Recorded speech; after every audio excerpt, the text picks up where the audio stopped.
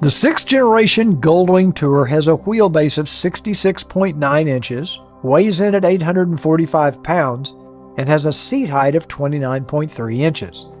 The Tour model is equipped with integrated saddlebags and a trunk, while the non-Tour model or bagger version of the Goldwing has all of the same specs except for it only weighs 804 pounds fully fueled. Now you can still get the Tour model equipped with a 6-speed manual transmission, but in 2023 the bagger model is only available with the automatic DCT. As for color choices, in 2023 the Tour models are only offered in 2 colors, black or ardent red. The non-Tour model is only offered in matte gray. The non-Tour DCT model has an MSRP of $25,600. The Tour model DC, like the one here, has an MSRP of $29,600. You can save $1,000 by opting for that 6-speed manual transmission, which is still offered on the Tour. The airbag model is only offered with the automatic DCT and retails for $32,900.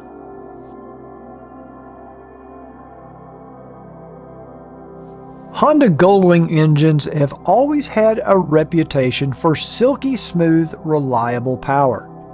The engine was completely redesigned in 2018 and is now an 1830cc or 1.8 liter liquid-cooled, fuel-injected, horizontally opposed, 6-cylinder, single overhead cam engine with 4 valves per cylinder. And this engine is one of the smoothest running engines you're going to find on 2 wheels. Also, in spite of being more fuel efficient, this engine feels like it produces a little more power than the previous generation. And it certainly has more growl to the exhaust note.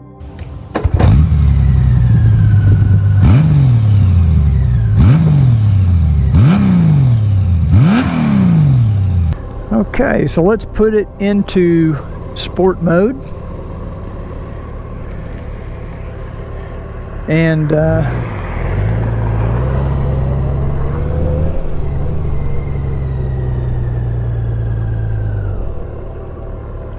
let's do it.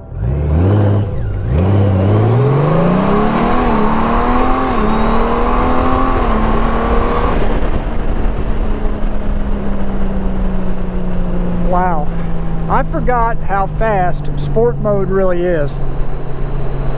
I have not used sport mode in a long time, and now I know why. I swear, I think the front wheels were going to come off the ground the first time I got on it. Let's try this one more time. Wow, that'll get your attention.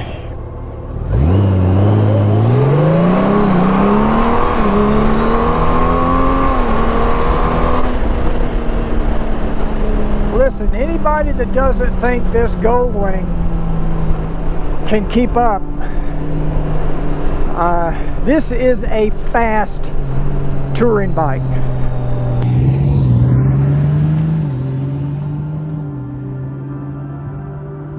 You put this thing in sport mode on that DCT transmission, and it is definitely got what it takes.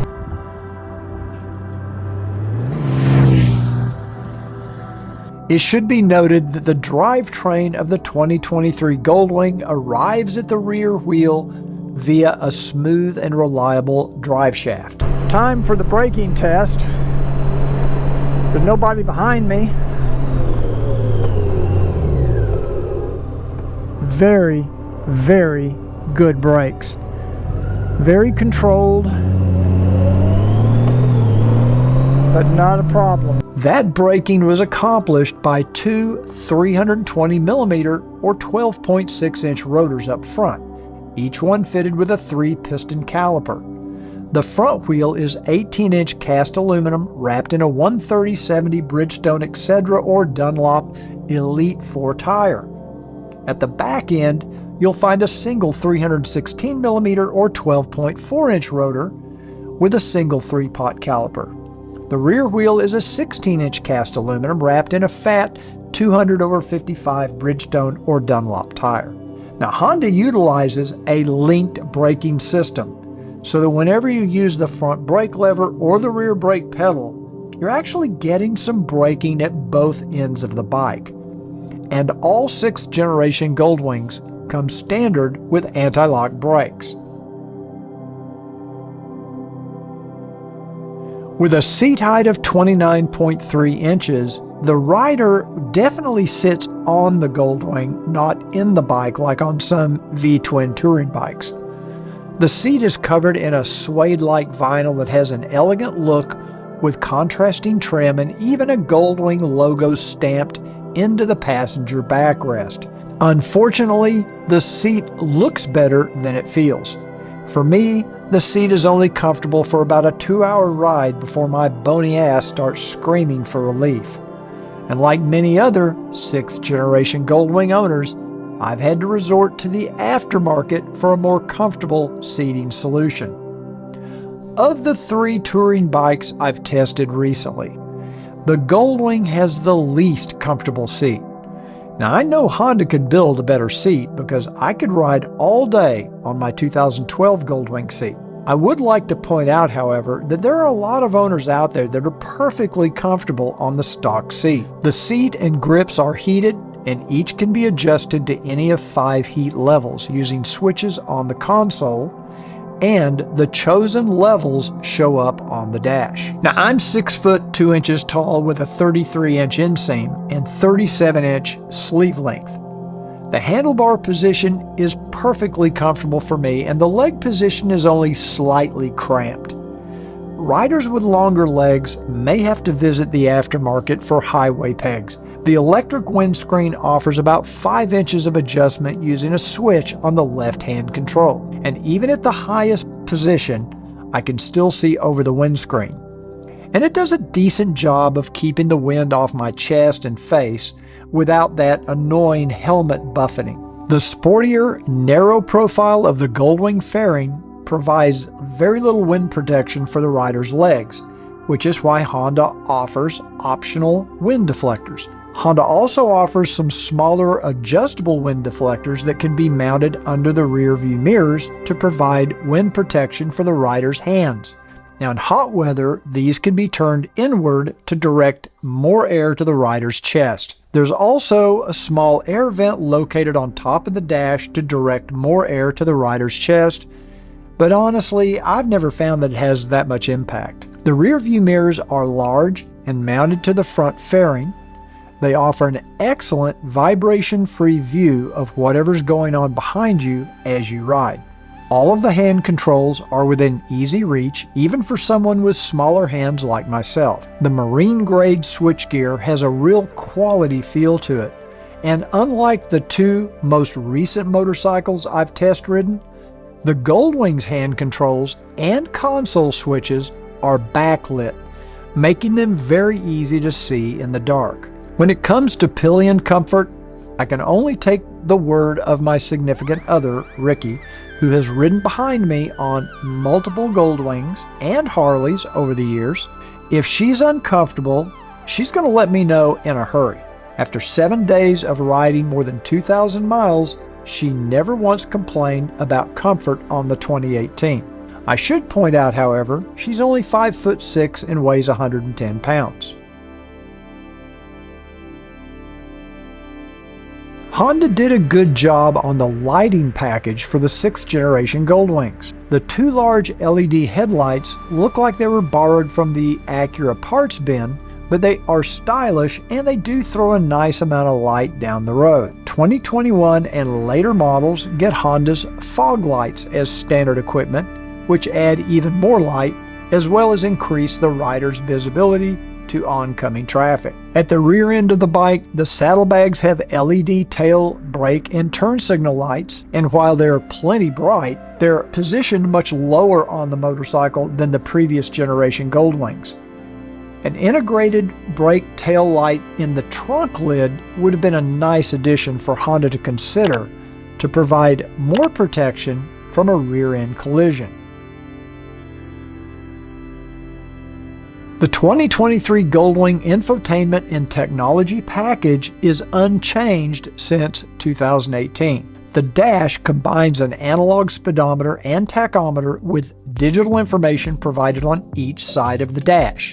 In between the speedometer and tach is a beautiful 7-inch TFT color screen that's used to display navigation maps from the built-in satellite navigation system, audio entertainment information, and Apple CarPlay or Android Auto screens. And there's also a menu system to allow the rider to make adjustments to suspension, connect Bluetooth headsets, and a lot more stuff. This is not, however, a touch screen. The rider navigates the menus using a jog dial on the console mounted between the rider and the dash screen. When the motorcycle is in motion, the rider can use a 4-way key switch on the left side hand control unit. 2 small digital LED screens show the fuel level, tire pressure information, fuel range, odometer, trip meter, ride mode, and some other pertinent information. When it comes to audio entertainment, the rider can choose from AM, FM, Sirius XM, which does require a subscription, MP3 music files from an attached thumb drive or phone, Apple CarPlay music, or Android Auto. AM and FM reception are pretty poor. Even powerful AM stations in the Dallas-Fort Worth area come in with a lot of static, and the antenna range is abysmal. Sirius XM reception is much better, and of course, CarPlay, Android Auto, MP3 files play fine. The stereo system can be played through 4 speakers. 2 of these are located in the fairing, and 2 behind the rider in the trunk. You can also listen to audio through a connected Bluetooth headset, which is what I do. In fact, I rarely, if ever, use the speakers. But they do deliver respectable sound levels. In 2021, the Goldwing got new 55-watt rated speakers. The satellite navigation on the 2023 Goldwing is the same as the one on the 2018 Goldwing, and that's a shame. This system would be fine in a Honda automobile when all you want to do is find the closest gas station or Chinese restaurant. But for a touring motorcycle where riders need the ability to plan multi-day routes and add specific waypoints, this system just isn't up to the task. Actually, you're better off just using Apple or Google Maps in CarPlay than you are with the built-in navigation system. Getting a Bluetooth headset to connect to this 2022 Goldwing is no easier than it is on my 2018. I often have to reboot my Bluetooth headset 2 or 3 times to get it to connect. I am guessing that Honda is using an older version of Bluetooth that is not as compatible with some of these new devices.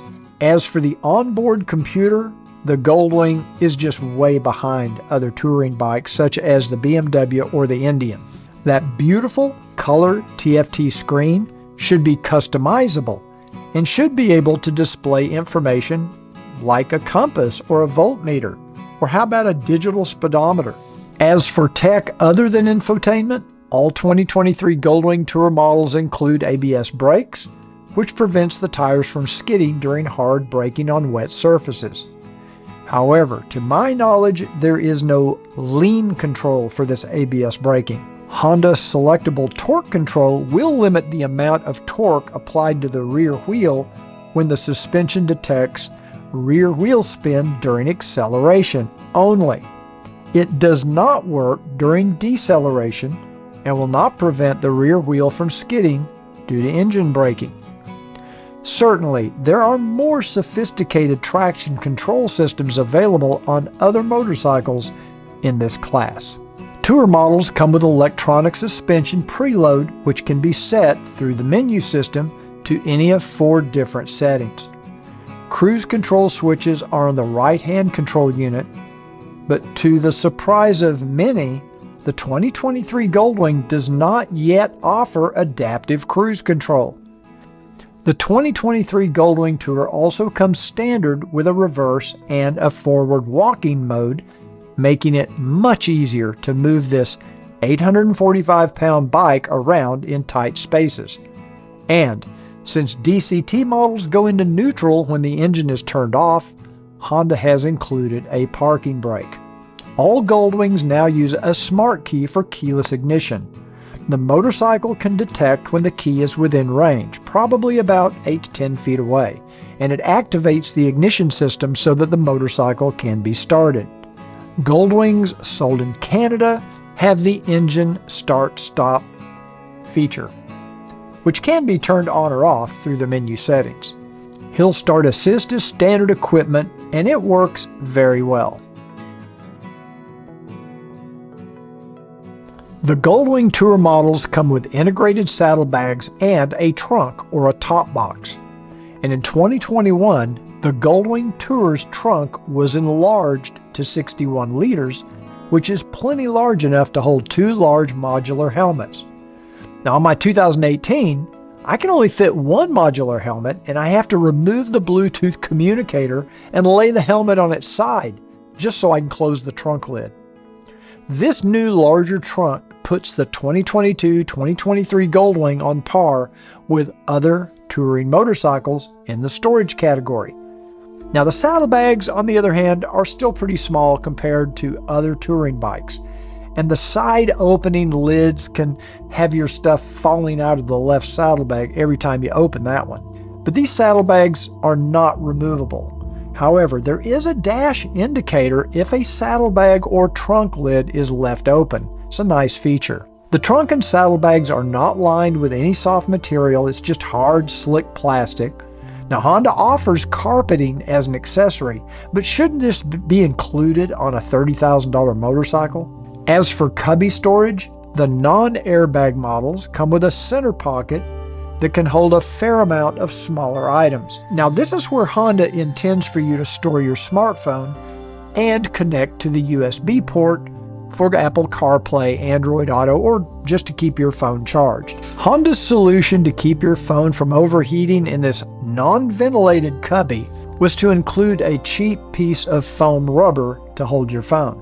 I'm guessing the engineers got to the part where the design leader said, how are we going to keep smartphones from overheating? And someone from accounting must have walked by and said, listen, we're already over budget. Just throw in a piece of foam rubber and let's head to the bar. I mean, come on. And don't forget, when you stop for gas, to remove that $1,000 smartphone, because the center pocket is not lockable. There's also a side pocket which is lockable, but can only hold really small items, like maybe a Leatherman tool, a pocket knife, flashlight, something like that. The trunk, saddlebags, and side pocket all lock themselves automatically whenever the rider walks away from the bike with the Honda Smart Key. When the Smart Key comes back into range, all of the luggage unlocks automatically. And I've found that this system works very well. If the Smart Key does fail, there is a manual method for opening all of the luggage as well. The dual wishbone front suspension is a real marvel of motorcycle engineering, and the system functions very well under most conditions. The motorcycle offers respectable handling for an 800+ pound bike. I found navigating twisty roads and switchbacks like on the tail of the Dragon to be a real pleasure, but the suspension is not perfect. So honestly, the engine and the transmission are what really set this motorcycle apart from the competition. As far as the ride and the handling, around town, I would say it's comparable. I'd say it's somewhere in between, actually. It's somewhere in between the Indian Pursuit and the BMW K1600 GTL. It's not as harsh or as sporty as the BMW, but it's not as plush and compliant on surface streets as the Indian Pursuit. The electronic preload leaves a little bit to be desired, and the front shock can bottom out on hard impact with road imperfections.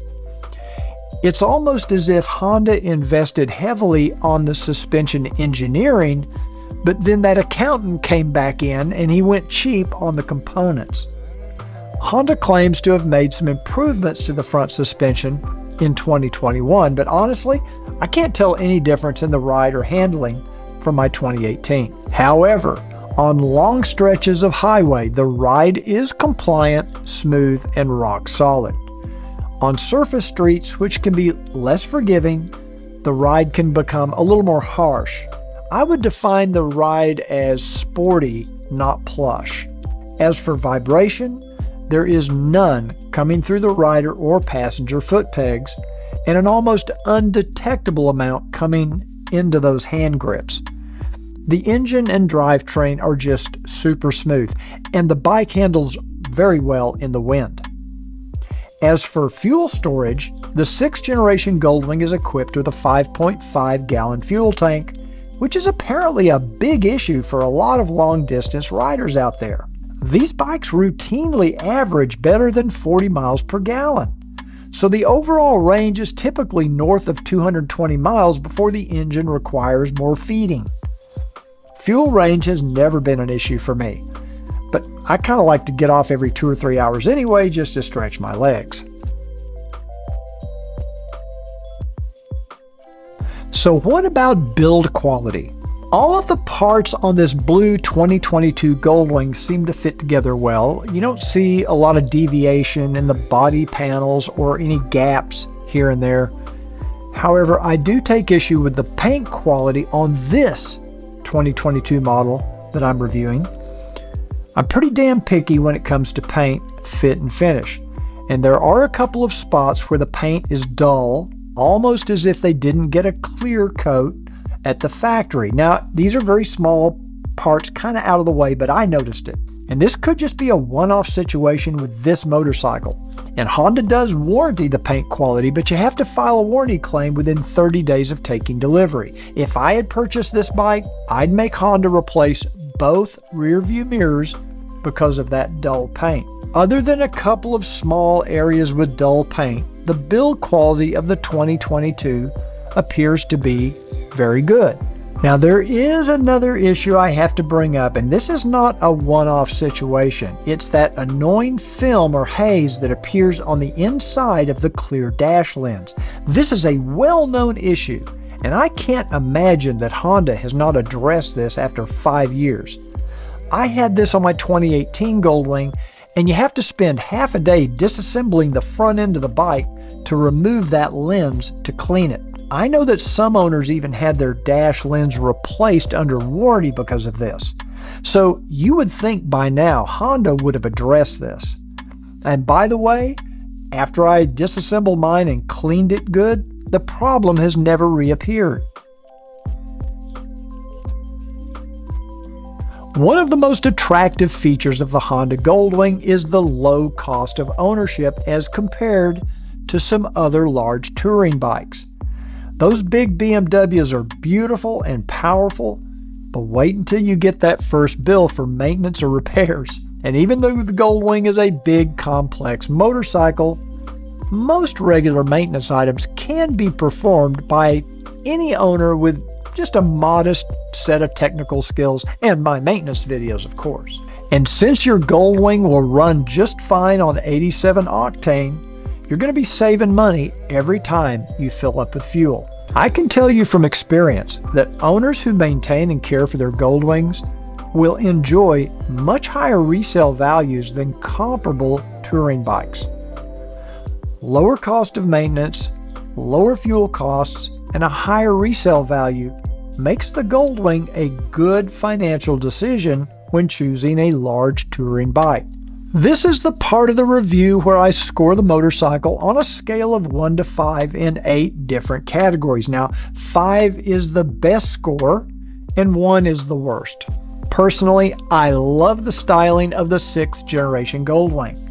I also really love this two-tone blue, and I'm sad that it's not available on the 2023 models.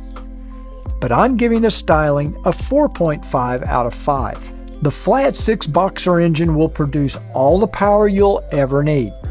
Put this DCT into sport mode, and you can smoke just about any other bike in its class. And no other engine offers this level of smoothness, performance, and reliability. I'm going to rate performance at 4.2 out of 5. Now I'm only going to give the 2023 Goldwing a 4 out of 5 for comfort. The seat is just too hard for more than a couple hours of highway riding, and the stock windshield should probably be a few inches wider in my opinion. This bike handles more like a sport touring bike than a long-distance touring bike. It's easy to handle around town and great on twisty roads. 4.5 for handling. Before I tested the BMW K1600 and the Indian Pursuit, I would have probably given the 2023 Goldwing a much higher rating for the tech. But the radio reception is abysmal, the TFT screen is way underutilized, the navigation system is just not well suited to a touring bike, and the Bluetooth connectivity is garbage. But thankfully, the CarPlay integration is nice, so I'm going to give the Goldwing a 3 out of 5. When it comes to maintenance, a rating of 5 will be a bike that's simple to maintain, while a 1 can be a real pain in the ass. And I'm only going to give the Goldwing a 2.5 out of 5. That's why thousands of Goldwing owners in more than 25 countries have purchased my maintenance video series. But I am far too professional to use this review to promote my maintenance video, so I'm just not going to do it. With an MSRP of just under $30,000, the 2023 Honda Goldwing is a decent value by comparison to its competition. A competitive retail price and a lower cost of ownership earns the 2023 Goldwing a 4 out of 5 for value, and there is some value to having that large Honda dealer network as well. This final rating reflects how much I personally like the 2022-2023 Goldwing, and I'm giving this 2022 Goldwing a 4.7 out of 5. So if you average all of my other ratings, you probably won't come up with 4.7, because the Honda Goldwing is more than the sum of its parts. This motorcycle is simply a great piece of engineering. Is there room for improvement? Of course there is. It still needs a more comfortable seat, a better radio, updated tech, and improved navigation. But that 6-cylinder boxer engine mated to the automatic dual-clutch transmission alone keeps this motorcycle at the top of my dream bike list. Of all the touring bikes I've ridden so far, I keep coming back to the 6th generation Goldwing as my personal favorite touring bike. So that's my review of the 2023 Honda Goldwing Tour Automatic DCT, or is it really a 2022?